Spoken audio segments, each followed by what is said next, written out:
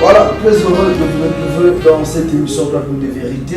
Comme vous le savez, tous ces temps, nous parlons juste des élections, la loi électorale, le processus électoral. Aujourd'hui, ensemble, nous, l'opposition congolaise qui appelle à marcher pacifiquement, mais après, c'est l'État congolais qui refuse. Et après, il y a des arrestations. Mais qu'est-ce qui manque aujourd'hui? Qu'est-ce qui bloque l'opposition de faire quand même quelque chose de mieux pour arracher l'alternance dans ces grands pays, la République démocratique du Congo? Alors, pour répondre à certaines questions, nous avons trouvé mieux de faire encore appel à cette grande dame qui n'est plus à présenter pour cette émission. C'est bien Madame Marie-Claire Assoumini.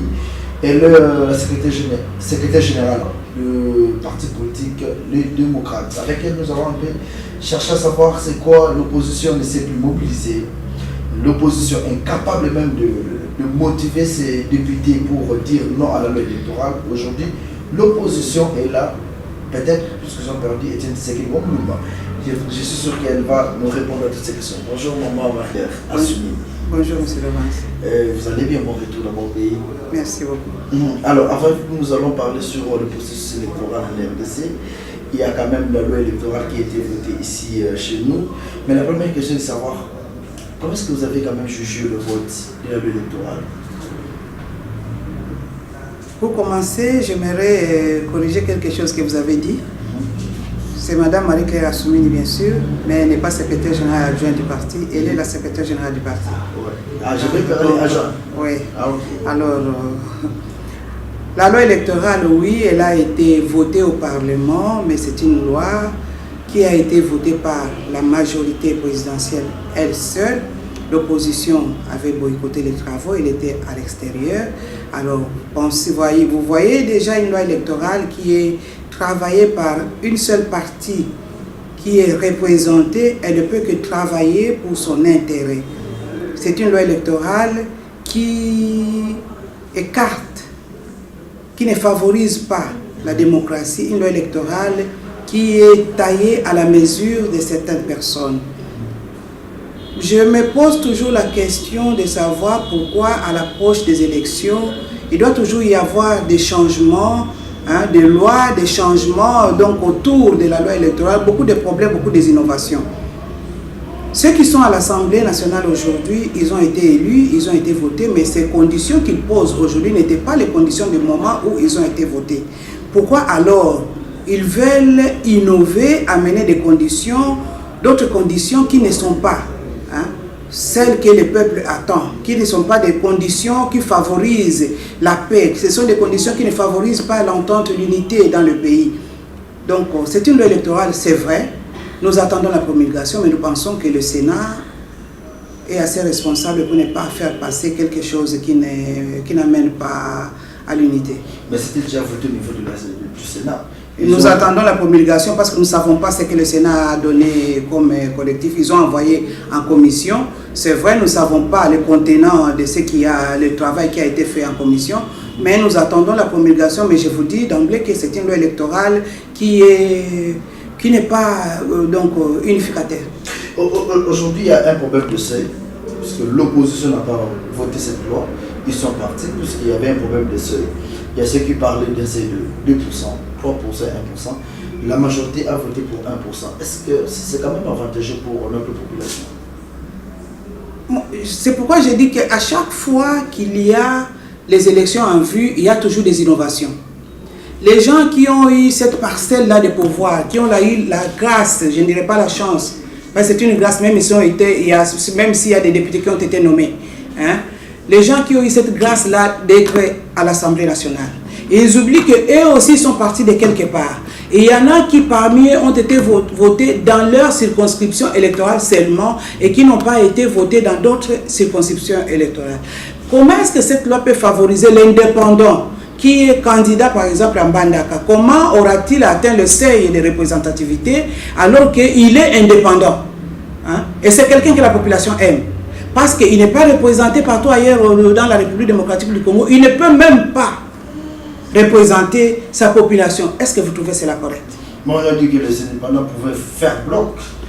Même s'ils font bloc, vous êtes indépendant, vous êtes vous seul ici à Kinshasa, il y a un indépendant qui est à l'Équateur. Et comment est-ce qu'on va, on va quantifier cela? Hein? Vous faites bloc pour faire un parti politique? Non. Les gens de la majorité cherchent à se regrouper au sein de leur parti État. Tout simplement, hein, pour essayer de bloquer les autres. Mais vous savez que tout ce que les gens font dans l'obscurité, c'est toujours dévoilé à la lumière. Et ils pensent peut-être qu'ils vont gagner avec cette tactique-là, mais ce qui les attend, ils ne savent pas que... Mais maintenant, vous pouvez donner raison à la majorité, puisque l'essai de 1% me facilite, puisqu'il y aura plus de petits partis politiques qui font rien. Qui est parti politique et qui n'est pas parti politique? Et parmi les députés là, qui est grand député et qui est petit député? Parce que vous avez été, votre parti est représenté dans toute la République démocratique du Congo, vous pensez que vous êtes grand député? Hein? Il y a des députés là qui sont venus d'un coin, mais qui représentent mieux leur population que les députés qui ont des grands partis politiques. Il y en a qui sont là pour dire oui et non. Parfois ils somnolent, nous voyons des débats à la télévision. Quelqu'un est en train de dormir, mais quand on dit qui dit oui, il lève la main, et qui dit non, il baisse la main. Ils ne savent même pas s'il faut dire oui ou non. Hein? Nous voyons les chaises vides, hein? Parce que vous êtes le grand parti, il représente quoi? Parce que vous avez pris l'argent pour vous faire grand? Non, ce n'est pas ça. Hein? La grandeur d'une personne, ce n'est pas l'argent, ça ne se représente pas à travers l'argent. Vous êtes parmi les alliés, votre parti, parmi les MLC et alliés, vous êtes là-dedans. Il y a certains qui ont donné l'idée d'une transition sans Kabila. Aujourd'hui, Jean-Pierre Bemba qui appelle à l'unité de l'opposition. Est-ce que vous pensez que tous ces manœuvres, la PEF, nous amènent à atteindre l'objectif de l'alternance en Afrique? Le problème de la transition sans Kabila, c'est un autre problème. Il faut bien l'étudier. Il y a eu un accord. Il y a un accord qui a été signé le 31 décembre 2016 et qui nous a conduit jusqu'à aujourd'hui pour avoir la paix dans notre pays. Nous avons besoin de la paix et nous avons aussi besoin des élections. Cet accord a laissé une brèche pour que le gouvernement, le CENSA et la CENI puissent se mettre ensemble pour trouver une solution, hein, afin d'organiser des élections crédibles et transparentes. Cela a été fait. Je ne suis pas sûr des résultats de ces rencontres-là, parce qu'il y a des fois où ça se faisait, où Lengako n'était pas là, comme président de la CENSA n'était pas, du CENSA n'était pas, quand ça s'est tenu à Kananga, il n'était pas allé. Donc vous voyez un peu, ce sont des réunions qui se font un peu, bon, on ne sait pas, mais il y a cette brèche-là. Hein? Bon, si nous allons aux élections, à la transition sans Kabila, comment nous allons arriver à choisir celui qui va diriger la transition? Tout ce que nous pouvons demander, chercher, par exemple, au lieu de laisser un vide, que le président Kabila démissionne et que la Constitution retrouve sa place. C'est tout ce que nous pouvons demander. Si par exemple lui démissionne, la Constitution va continuer son travail. Hein? Nous voulons rentrer dans l'ordre constitutionnel que de faire des choses selon, hein, les pensées et les avis des personnes. Vous avez soulevé l'accord, mais l'accord le protège. L'accord laisse le président jusqu'à l'installation du nouveau président. C'est ce que j'ai dit, l'accord a laissé la brèche pour dire que si au 31 décembre, hein, donc le CENSA, le gouvernement et la CENI devaient évaluer les processus. Hein, et c'est ensemble qui devait ressortir, hein, ce qui doit nous conduire aux élections. Hein. Si on peut prolonger un peu, ça va si cela protège la population. Ce que nous ne voulons pas, c'est la mort des Congolais. Et nous invitons aussi la majorité et même le président lui-même à tenir compte de ce que c'est la population qui l'a élu. C'est la population qui lui a donné le pouvoir. Aujourd'hui, ils ont le pouvoir, ils prennent les armes pour les retourner contre la population. Cette population qui leur a donné mandat. Et ces armes-là que les militaires utilisent pour tuer la population, c'est acheté avec l'argent du contribuable congolais. Hein? Et tout ça, hein, nous disons que nous n'avons pas besoin encore de verser le sang des Congolais. Hein? Qu'ils sachent seulement que le mandat est fini, même si on prolonge jusqu'à 2018. Nous allons arriver à décembre 2018. Et ils ne seront pas prêts. Même si on dit encore on va à 2020, nous allons arriver à 2020. Ils ne seront pas prêts. Alors, au lieu de chercher à tuer, au lieu de chercher à se maintenir par la force, au lieu de diriger, hein, par défi, c'est mieux qu'ils prennent ses responsabilités et faire quelque chose, hein, pour l'intérêt de la nation congolaise. Vous voyez pas que l'accord de signer le 31 décembre, sa substance prend fin au moins le 31 décembre aussi. Et après le 31 décembre, la substance ne prend pas fin le 31 décembre tant qu'on n'a pas encore organisé les élections. Nous pouvons continuer avec cet accord. Hein? Mais on peut continuer jusqu'à X années. Pas à X temps. Hein? Qu'ils sachent que tout ce que les politiques parfois oublient, hein, qu'il y a aussi la population. Hein? Ceux qui font partir les grands présidents, ce ne sont pas les politiques, ce ne sont pas des accords. Hein? C'est la population. Hein? Nous sommes là, nous les politiques, nous disons ce que nous voulons entendre. Hein? Nous voulons qu'on nous dise ce que nous voulons entendre. Hein? Mais la population aussi est là pour nous observer et c'est la population qui a le dernier mot. Vous pensez qu'aujourd'hui, si la population s'élève, il y aura un politicien, même moi qui vous parle là, je vais sortir dans la rue pour montrer mon visage, pour dire que je suis politicien? Hein? C'est la population qui a le dernier mot.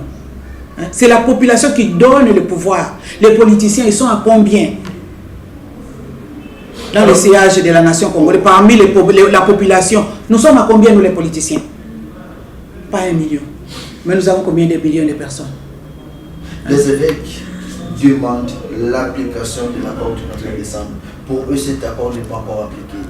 Et voilà pourquoi ils ont lancé un message. L'accord n'a pas été appliqué, ils ont peut-être raison. Il y a un message de vous soutenez cette idée-là? L'accord a été appliqué d'une façon biaisée. Hein? L'accord devait mettre, avec l'accord, on devait mettre en place un gouvernement.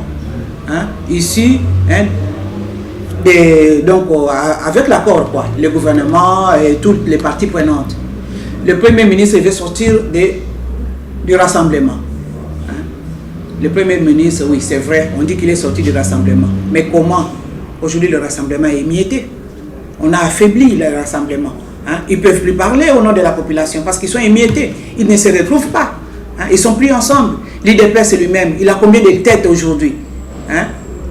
Il y a des gens qui parlent de l'IDPS Tchibala qu'on n'a jamais entendu. Il y a des gens qui parlent de l'IDPS Félix parce qu'il se prend le fils de Tshisekedi. Il croit qu'il est l'héritier légitime. Hein? Il y a l'IDPS avec Moubaké. Hein? Donc l'IDPS est émietté, le rassemblement également. Hein?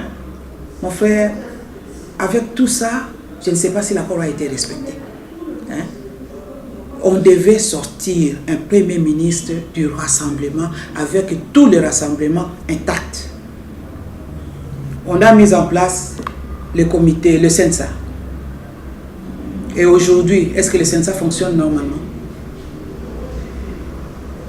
Il y a la loi organique pour le CENSA a été votée au Parlement. Je ne sais pas, peut-être que je suis un peu déphasé. Le CENSA ne fonctionne pas normalement. Ils sont là, mais ils n'ont pas été installés parce qu'il n'y a pas un texte, hein, juridique, hein, pour le CENSA. Hein. On a nommé des personnes qui bouffent l'argent de la République inutilement, hein, mais ils n'ont pas un texte qui les fait asseoir. Hein. Donc tout ça, je ne sais pas si l'accord a été respecté. Aujourd'hui, même vous de l'opposition, vous êtes appelé d'échouer. Quand vous lancez le message de marche, nous avons vu le cas avec le 19, rien n'a marché. Bon, rien n'a marché, mais la ville était quand même paralysée. Je ne parle pas du pays, je suis à Kinshasa.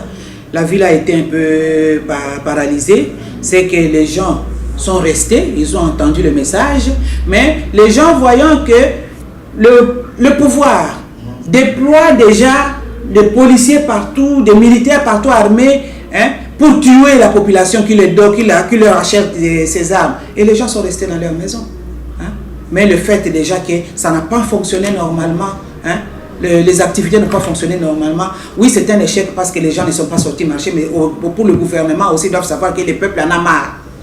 Parfois, les populations préfèrent rester à la maison que d'aller travailler, hein, et faire pour montrer au pouvoir qu'ils sont avec. Il y a des gens qui chantent, oui, mais là, tout ça, mais tout ça, ça ne sert à rien parce que nous avons besoin de changements dans ce pays. Est-ce que vous pensez que la population aujourd'hui a encore confiance à vous de l'opposition, voire même à toute la classe politique de notre pays? Elle peut ne pas avoir confiance, elle a peut-être raison, mais moi je sais qu'au jour des élections, la population va se choisir ses dirigeants. Et un peuple n'a des dirigeants qu'il mérite. Moi, je sais que la population congolaise, avec tout ce qui se passe, elle est devenue mature. Elle observe et l'opposition et la majorité et le pouvoir. Au jour du jugement, c'est là où on saura si le peuple n'est pas mature. Vous pouvez venir avec vos biens, votre argent, mais sachez que le peuple est en train de voir tout ce qui se passe. Qui est pour le peuple, qui n'est pas pour le peuple. Élection 2018, aujourd'hui il y a une crise économique qu'il faut résoudre. Selon vous, quelles sont les pistes aujourd'hui que l'État doit mettre en œuvre pour résoudre la crise en RDC? La crise en RDC, c'est quoi? Est-ce que réellement la RDC doit être un pays en crise économique? C'est une question que je me pose toujours. Il y a peu de temps, ce mois-ci, je n'ai pas suivi l'évolution du prix du cuivre. Hein? Alors que le cuivre, le prix a augmenté, mais chez nous, la situation n'a pas changé. C'est que nous ne produisons plus du cuivre. Notre pays produit de l'or.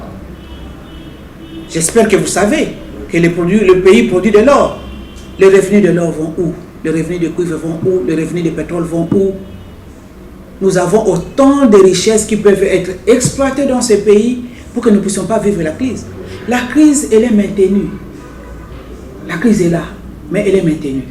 Hein? Il faut que la population soit toujours dans le qui cherche. Comme la population est dans le qui cherche, ils n'ont pas le temps de penser quand on leur a dit il y a un appel à des manifestations. La population dit moi je vis au jour le jour. Hein? Ils vivent au jour le jour. Hein? Ils sont toujours en train de chercher. Donc on nous maintient dans cette situation-là pour que nous ne puissions pas avoir une pensée sur comment on gouverne le pays. C'est ça. Hein? Le Congo n'est pas un pays qui doit être en crise. Nous disons que nous sommes potentiellement riches. Potentiellement riches. Mais le potentiel là, c'est seulement sur donc en parole. Hein? Alors que le sous-sol n'a pas changé. Hein? Alors que le sous-sol congolais est toujours le même. Hein? Et le sol congolais. Hein? Nous avons autant de rivières au Congo, mais nous manquons le poisson, on importe le chinchard. Hein? Nous avons autant de lacs autour de nous, mais les poissons meurent de vieillesse dans le lac Tanganyika. Le lac Édouard, le lac Albert, ça produit des poissons. Hein? Et pourquoi nous devons manger des biodis? Pourquoi? Tout ça, hein? Qu'est-ce qui bloque? La volonté politique. C'est la politique qui gouverne également l'économie. C'est ça le problème. Et vous pensez que si aujourd'hui l'opposition devait prendre le pouvoir, tout va changer? Ça ne va pas aller comme sur des roulettes. Nous sommes dans un gouffre très profond. Il faut y aller doucement. Vous savez, moi, avec le président actuel, il a commencé avec les 5 chantiers. Il a amené la révolution de la modernité. Nous disons, ok, bravo, il a commencé quelque chose. Hein? Mais il devait s'arrêter pour dire que moi j'ai terminé. Comme je n'ai... Donc mon mandat, mes 2 mandats sont terminés, que je laisse quelqu'un d'autre. L'autre viendra, peut-être que celui-là va se pencher, parce que les routes, à quoi ça sert s'il n'y a pas la production? Hein? L'autre peut-être viendra avec un autre projet de société pour développer l'agriculture. Celui-là nous a laissé les routes, l'autre nous amène l'agriculture, un autre viendra pour nous construire des grands aéroports. Parce que quand vous sortez de notre pays ici, vous essayez de traverser même en face, vous avez honte de notre aéroport. Et la chaleur vous accueille. Même sous la pluie, vous arrivez à l'aéroport d'Indjili, il y a la chaleur qui vous accueille parce que vous trouvez des gens là, hein, qui vous entourent partout. Aujourd'hui, répondez quand même clairement. Oui. La population, vous, la classe politique, la population, on peut faire confiance à la CENI pour que l'année prochaine, nous allons aux élections afin que les choses changent, que la situation sociale de la population change. Confiance à la CENI. Personnellement, je dirais que je ne fais pas confiance à la CENI. Et pourquoi? Mais parce qu'elle est là, en train de travailler. La CENI est indépendante. Elle est indépendante. Oui. Mais notre CENI n'est pas indépendante. Comment ça? Hein? Elle n'est pas indépendante. Elle est en train de naviguer au gré de ceux qui lui donnent l'argent. La CENI n'est pas indépendante. La CENI nous a roulé d'abord en 2015 avec l'organisation des élections provinciales, de la députation provinciale. Aujourd'hui, les gens ont payé, donc les gens ne savent pas ce qu'il adviendra de leur caution qu'ils avaient payée. Cette même CENI, même si on dit à l'époque ce n'était pas ceux qui dirigent la CENI aujourd'hui, mais la continuité de l'administration est là. Hein? La CENI n'a pas publié le calendrier comme on l'attendait avant la fin de 2016. On attendait le calendrier électoral déjà à 2016, au mois de juillet, je pense. On attendait déjà le calendrier électoral avant la convocation du corps électoral. La CENI n'a pas fait cela. La CENI a navigué tout 2017 selon qu'il le voulait.